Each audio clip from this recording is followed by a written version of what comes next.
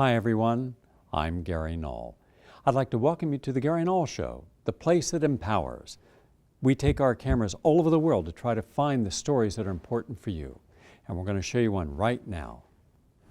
You wouldn't have a nation of people who gamble and smoke and drink and overwork and complain and whine and moan and blame unless it was pure sublimation of what is not authentic in their life.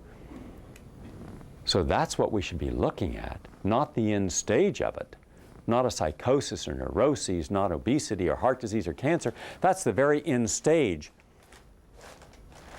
of the mastery of your opposite that has a negative consequence. Master the wrong energy, you're going to have all negative consequences. Even though along the way, you may think that you've gotten positive results, because almost anything that you work hard at initially, you will get a result that someone will acknowledge. Well, if that were the case, that all we have to do is have hard work, then everybody who's a hard worker would be happy. Isn't the case. Everyone who's successful financially or in their careers. But that's not true either. The difference is, think how much those people who are successful at doing something have hidden from themselves and others what they don't want the world to see. Full revelation always is shocking to us. Why should it be? Why should it be shocking when we find out something about someone that we didn't want them to be, like a hero? Oh, we find out they're really human. Well, it's their fault maybe for not allowing us to see how human they were, and it's our fault for projecting upon someone else the ideals that we're not willing to manifest in ourselves. Always be careful around people who need you to be a hero, because it means that they're going to blame you for not being a hero. You're their standard instead of them being their own standard. So how can we disengage from one energy and master what allows us the freedom to be? Well, first you have to go back in your history. Go back to when you were a little boy or a little girl. What did all little boys and little girls have in common? Huh? Well, for those of you who actually were little boys and girls. Some of you just grow up as sad-assed adults. But for the rest of us, I'm sure some of you came out of our birthing canal and you were 160 pounds just angry. I protest. What did children have? What are young? Innocence. What else? Honesty. Honesty. What else? Playful. Spontaneous. Joy. Unpredictable. Inquisitive. Curious. And then what do? Give them parents. We give them parents. And do you know the problem of a parent? Any dysfunction the parent has generally is the dysfunction of the grandparents, dysfunction of the great-grandparents. They keep passing on the dysfunction because everyone's mirroring the mastery of something else, assuming that it was the right thing to do. Think of how many of our parents smoked and drank thinking it was the right thing to do. They mastered that because it was socially acceptable. You went to a party in the 1940s and 50s, as our parents did. You had a drink, you smoked, you ate crappy food, and you talked conservative. Okay? And you went home anally retentive and hung yourself up in a closet. So, and anything that was its opposite was threatening. Ooh, those long-haired, ooh. Remember? Just having long hair was such a threat. People got in fights over it. It became a major issue. Hair. Well, what about Christ's hair? What about Buddha's? Well, not Buddha. What about the lack of Buddha? Was something wrong with Buddha? Was he shaving his head? Did he have male pattern baldness? What about Abraham and Isaac? Were they hippies? What about the picture of God or goddess? Long hair. Ooh, a hippie god. Did he do drugs? Did he eat magic mushrooms? Did he skip with Timothy Leary? No one asked those questions. We were just threatened by it because we were threatened by our opposite, because we had not mastered compassion. Only when you are a victim, an unjust victim, can you appreciate through empathy how much others have suffered and how you continuing not to appreciate what they've suffered from means that others will suffer because of it. So when you don't address social issues, you don't address humanistic issues, it means that you're allowing someone else to exploit. When you don't clean up the environment, address it, someone else is going to exploit it. That's the lack of empathy. And don't say you have it. It's only when you do it that you have it. Then again, you master the art of thinking more than doing. And some people just think with an intellect. Others think with their emotions. Some people are just emotionally all over the place. They're like a basketball. Boom, boom, boom, boom, boom, boom, boom. And other people, they're just methodical. Neither one works. Because it's not about emoting, which is a conditioned response, and it's not about the intellect, which is a controlled response, but it's about surrendering and opening the chi, which is the greater innate wisdom. And wisdom exceeds knowledge. Because wisdom acknowledges you're connecting that vital life force with others. So how do we change this? I have some questions I'm going to ask you. And how you answer them can determine how hard or easy it's going to be for you to surrender this. Every problem is a lesson. Every challenge is a test. So think of the lessons that you have not wanted to learn because you were afraid of the outcome of how you would be judged. That means what? What then did you master? What? Avoidance. Avoidance. What else? What did you master when you fear actively seeking a challenge because you're afraid of being tested? What else? False safety. You master false safety. So you stay cloistered. You stay within a box. You just stay within defined boundaries. Who defines your boundaries? Who?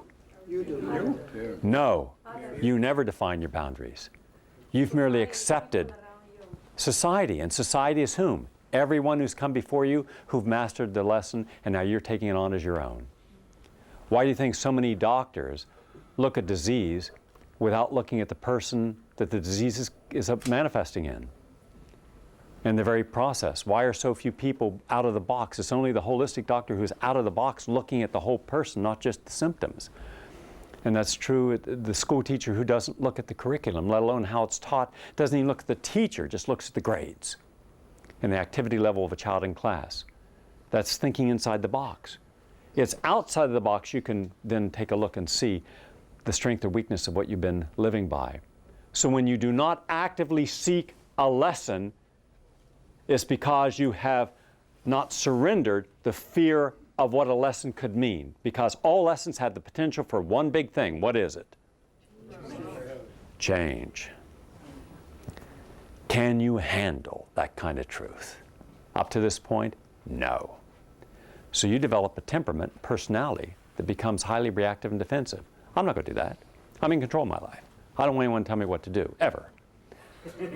Okay? Or there's another way of saying it. I'm too afraid to discipline myself to embrace the lessons I should so I can surrender the lessons that I don't want. Do you see how the opposites work? Because once you've mastered one, it's going to keep you from the other even though you want the results of this. You can't have the results of this if you're still holding on to this. You've got to surrender this, actively seek the lessons of life, and stay on that lesson until you've mastered it. Only when you've mastered it, when you have no fear, when you have no hesitation, when you're not afraid of learning and being tested in what you've done. Because only by being tested will you know where you're at in your mastery process. I actively seek challenges and debates on public health issues. I've had over 500. Why do I seek these? Because I want to make sure that my mind, my energy, my chi, my intuition is kept sharp, focused, disciplined. What if I got lazy and said, well, I know something. I know more than the average person about health, so I can float. I can let it go. Well, how often in life do you let it go? And then one day you wake up and the mind isn't as quick. The body doesn't look the same. The energy's not the same. You're not seeking challenge. We're a society that's mastered the art of looking for what? What do we look for? Comfort. Comfort is denoted by what? Security. Stability. No. We think that stability manifests from security. So we say as long as we have security, we have stability. So therefore, we actively seek the very thing that weakens us. You see it in people who just want to get through a job, put in their years. People just want to no hassles in a relationship. People just want to look the other way when their neighborhoods are going downhill. People see corruption all around them, won't address it. They just don't hassle me. People just want the security of a cloistered environment, a safe relationship. And then one day you wake up and you realize, my God, I'm surrounded by negativity and toxic. Well, when did you stop to address it? Did you think the world was going to stop changing to the worse because you didn't want to address it for the better? You wanted it to be good, and yet you did nothing to actively change the negative to a positive. Well, if all you do is work on the positive, which is your security, and you avoid all the negative, then you've got a problem. It's like all the rich hanging out where rich people are, no interest in the poor, because they're afraid of what it is to be poor, because they've never mastered what? What have so many rich people not mastered? Fear. No. No. Empathy.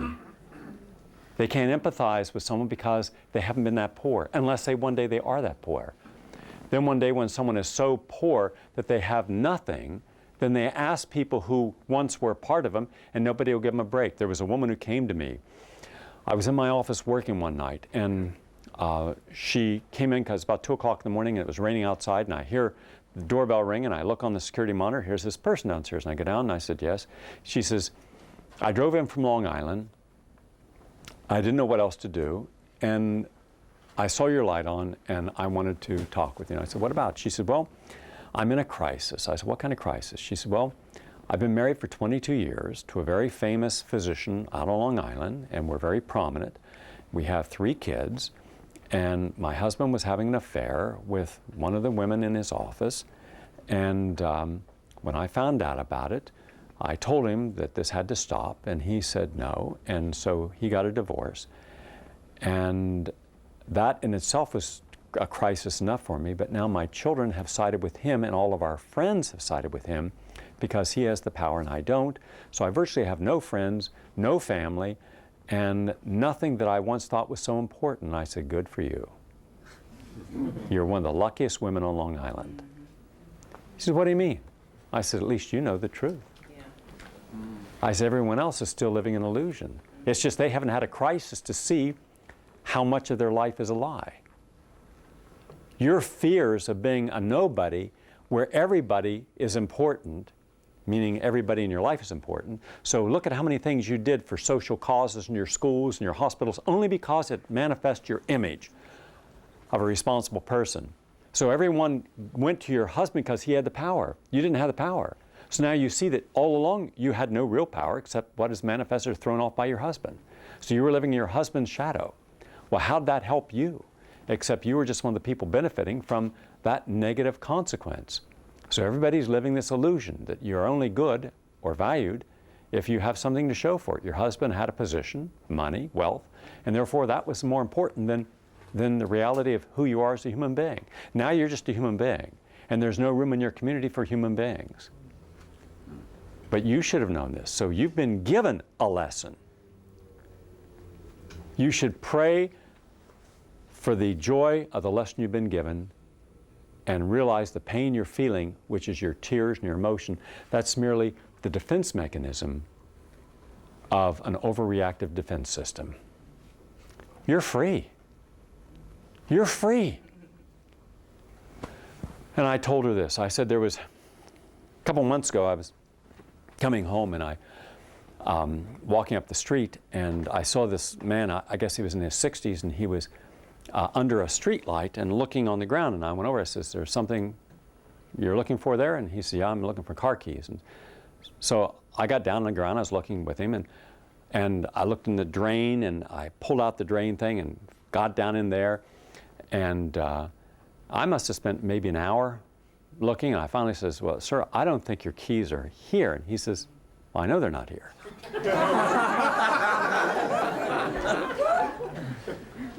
I says, where are they? They says, they're over there.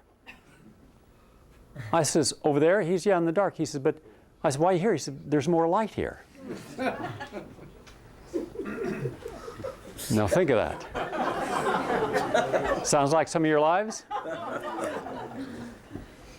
You've been looking in the wrong place because it was more comfortable to look for the problems, the solutions to your problems, instead of looking where the actual problems were. The problem wasn't the lack of money. The problem wasn't not having enough hours in the day. The problem was not having too many things on a to-do list, including not having you on a to-do list. The problem was not having people you couldn't communicate with. I've never met anyone who had a problem in communication. Ever. Yet we're told we're not communicating. We've got to talk. Talk, serious talk. Ooh, the big serious talk. Ooh, what's that about? No, we need to talk. We do? About what? You're not hearing me. You're not listening to me. You don't hear what I'm saying. Wrong. Wrong. People hear exactly what you're saying. People know what you're saying. People know who you are. They're just not honoring it. You haven't given people credit. Do you ever not understand what someone's feeling? No. You know when there's a problem, and you know when there's not a problem. The trouble is we feel that we're communicating when someone agrees with us. And if someone disagrees with us, then we've got to convince them that we're right. And when we finally break them down and they agree, yeah, you're right, now we're communicating. It's a game, isn't it? But most of life is an illusion. Rarely is it honest. That woman had been living an entire illusion. The women were not her friends. For her, she was looking in all the wrong places for her truth, but she was looking where she felt comfortable. The home, the position, the money, the acknowledgement. Just like the man looking where it was more comfortable, but where he knew he wouldn't find the answer. And that's what happens every time you go out the exit of life. You've disconnected from the lesson. You're afraid of the test, and you'll learn nothing. So the next day you got to start all over again. But you never really start all over again, do you? Because you're starting all over again tomorrow, which is already no longer today. You lost today. How many days are you going to lose before one day you wake up and say, my God, how many days of my life do I have to lose? When you're 20, you think you got a lifetime to lose. When you're 30, you're suddenly thinking, maybe I better get serious about this. By the time you're 35, you're already in a panic of searching for all the right meaning and communication and relationships. By the age of 40, you're now depressed because you haven't found what you were looking for, and what you think you have found suddenly becomes the artificial light that goes on that keeps you from looking for the real answer. So now you're making it look like you have a life when it's just an illusion. The relationship's an illusion, the career's an illusion, your attitude, your rituals each day, they're an illusion. But they're a well-groomed illusion. You believe them because you've lied to yourself and you've mastered lying to yourself. And others believe them because you lie to other people. But we can lie with a straight face, and we can lie with a smile, and we can lie with charm. Or we can lie with tears and then want people to give us compassion. But at the end of the day, when you ask, do you really feel complete and whole in this moment? Could you do nothing today and feel good about it? Most people are going to say no. Can you just disconnect from all your responsibilities for a week? And the answer is no. In fact, most people can't disconnect for an hour. Everywhere people are going, they have to do something.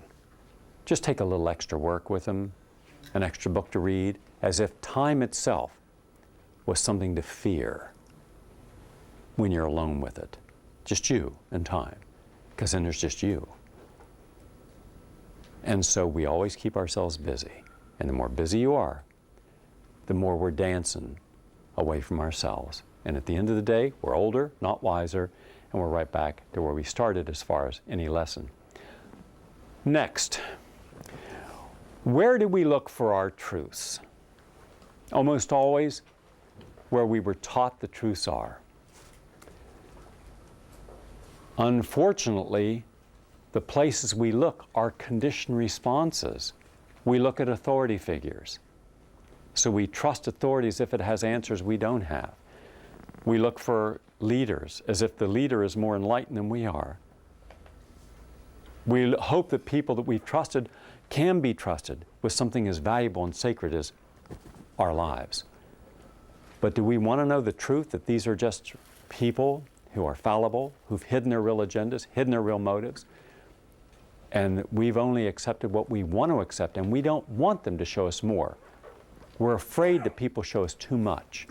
If people show us too much, we're going to be disillusioned. So at a certain point, we don't get too close to any problem. We get too close, it sears us right through the psyche. So we stay at a comfortable distance. As long as we stay at a comfortable distance, and we don't go in there and master the truth, then we'll never know it. What happens when you try to change your problems without first changing your perceptions?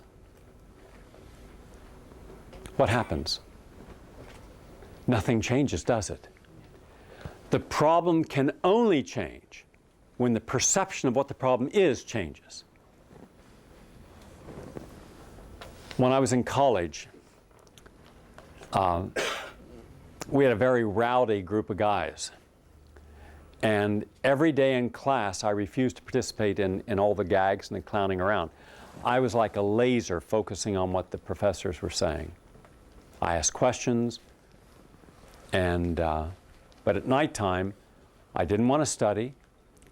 I wanted to go out and play and have fun, shooting pool, whatever we were doing, basketball, dancing. And when it came test time, I had no problem with the tests, because where it was important, I paid attention. And I heard what they were telling us, and I knew that they wouldn't be teaching us stuff unless they thought it was important. Whether I ultimately used it or not was my choice, but at least I wanted to know what they felt was important, and I wanted to tell them back what was important. And then my friends weren't paying attention in class, and they didn't know the perspective. They didn't have a perspective. So one night, a bunch of us were out, and these guys were talking about being horny. So we went to this bar, and in this bar, and they kept all the whole way there, oh man, I'm so horny, blah, blah. And these are basketball players, so they evidently had more hormones bouncing around than what they could release on a court. So we get to this bar, and I want to tell you, there was no one under 65 there. And we're like 20 years old, and the guys walk in and they go, I can't believe this. And one of the guys says, okay, well, there are 3 women there. Which one's the youngest? I said, but the youngest is still 65 and toothless. And sitting there smoking this long cigarette and just, God, didn't look good. But now this guy, they're debating about how it's okay to have the worst, the best of the worst. And I said, but you're compromising. Why compromise? Because they changed their perception of their needs. But so they could have something, I guess. What would happen if, instead of making compromises against you, you made transformational processes for you? What if instead of looking at the problems that we're faced with in life, we immediately go to a place that's neutral? We detach as if there's 2 of us. This condition that may make a right decision, and the us that's conditioned that may make the wrong decision. Confused, which decision should I make? Should I yes or no? What if we just got neutral? What if we detach from the outcome so we could look at it in an honest way of what it is? Then suddenly on that airplane where they say chicken Kiev, you go, no, I don't need it. My body can handle, I will not die of malnutrition over the next 2 hours till I get to the city. Instead of, yeah, what else you got? There's little crackers? Give me that too. You got butter? I'll take your butter. You know, coffee? Sure, give me coffee. Jack Daniels? Throw it in too. Is it free? Throw it all in. And you watch people actually eating this stuff as if it's food. That's all compromising. Now, do you think that's the only place they're going to compromise? No. They have mastered compromise, so therefore, anytime they're given an opportunity to compromise, they've already shown they're going to. Now think of how that then ends up manifesting and losing our body. And then think of how we lose our mind when we lower our standards. Be around someone who's negative and gossips and watch how long it takes you to start being negative and gossiping. That's adaptation. Think how many times in your life you've been around people who just got a bad mood. And in time you just kind of give it up and let them have their bad mood. All right? What if you didn't? What if you said, that's your mood and you have a right to it, but in my life I only want positive energy. So unless you're willing to share positive energy, don't come around me. That's transcending a problem by declaring yourself, and that's honesty. It also puts you at risk. Hope you've enjoyed it. I look forward to sharing more next week.